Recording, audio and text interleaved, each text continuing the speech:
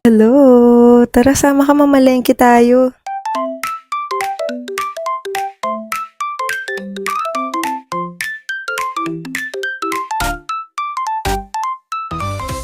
Kita niyo ang mukhang yan? Ang ganda ng ngiti, no? Siya si Lola Virgie, ang lola ko na may-ari ng kamerang hawak ko. Gusto daw kasi niya mag-vlog eh. Kaya let's go sa Muñoz Market.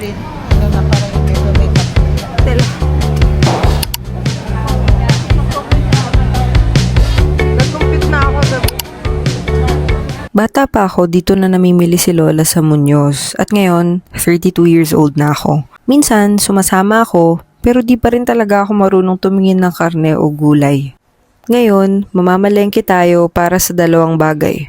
Una, mag-restock para sa small online business ni Lola. At pangalawa, maghanda para sa kung anumang parating.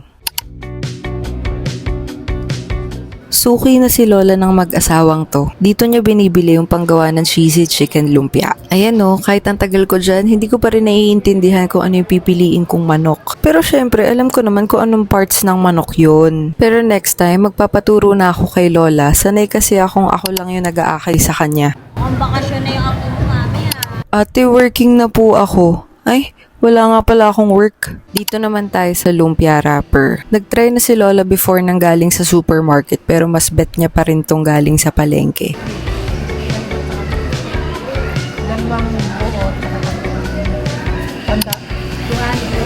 Sorry, pero even dito wala akong masyadong alam. All I know is that mas fresh kapag galing sa palengke. Teka lang, nakakaloka naman yun. Kakaiba ka talaga la.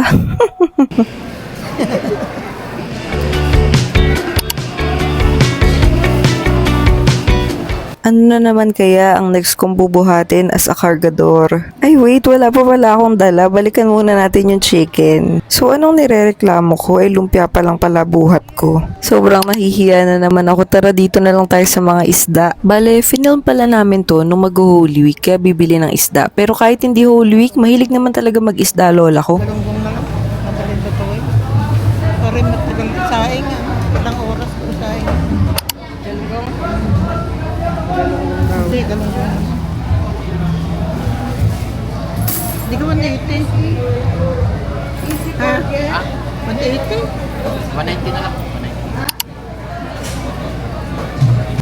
Teach me how to tawad. Teach me how to tawad. Loh. So ano pa nga ba ina-expect nyo? Syempre wala rin akong alam sa pagpili ng isda. Paano ba kasi? Ang alam ko lang, bilasana kapag pula na yung mata. Uy, wag nyo ako ibaba siya. Alam ko yung importance ng life skill na yun. Pero so far, hindi ko pa talaga kasi siya nagagamit. Pero malay nyo, one day, ako na yung gagawa ng tutorial kung paano pumili ng tamang prutas, gulay, o kaya karne. Sige, why not? Oh, nagkakabayaran na. Ewe. Dito naman tayo sa mga prutas. Oh, nandiyan pa kayo? Share ko lang about my lola. Mahilig siyang randomly gumawa ng mga turon, kung ano-ano, ginatan na bilo-bilo. Lodi natin yan siya. Ay nako, alam mo yung lola ko sobrang mahinahon to pero hindi ko in-expect na sa palengke siya manggigigil. Kano sa singkamas mo? Lola is activated. Virgie is in the zone. Ano kayo mo lang? At this point, kitang-kita ko na ang kasiyahan niya. Parang ang dami niyang iniisip gawin o lutuin. Lagi ko nga siyang niloloko na parang may hakot challenge. But kidding aside, napakagaling nitong mag-budget. Napapakain niya yung buong pamilya. In fairness, nandito ka pa rin. Ito na nga, nakikita ko na yung bubuhatin ko. Bubuhatin ni Lola. Kasi may hawak akong camera eh. Pero may buhat naman ako. Ay, kala ko tapos na. Talagang dumaan pa dito sa labas. Alam mo, usually pag nasa biyahe kami, aliw ako kay Lola eh. Kasi marami siyang preno moments at saka busina moments. Yay! Finally, pauwi na kami. I survived. Charis, I'm so happy na nakaabot ka dito kahit puro voice over. Kasi hindi pa nga ako marunong mag-vlog talaga. Nag-film lang ako pero itong Lola ko, ang dami niya pang gagawin pag uwi. Gagawin niya pa yung cheesy chicken lumpia out of dun sa mga binili namin.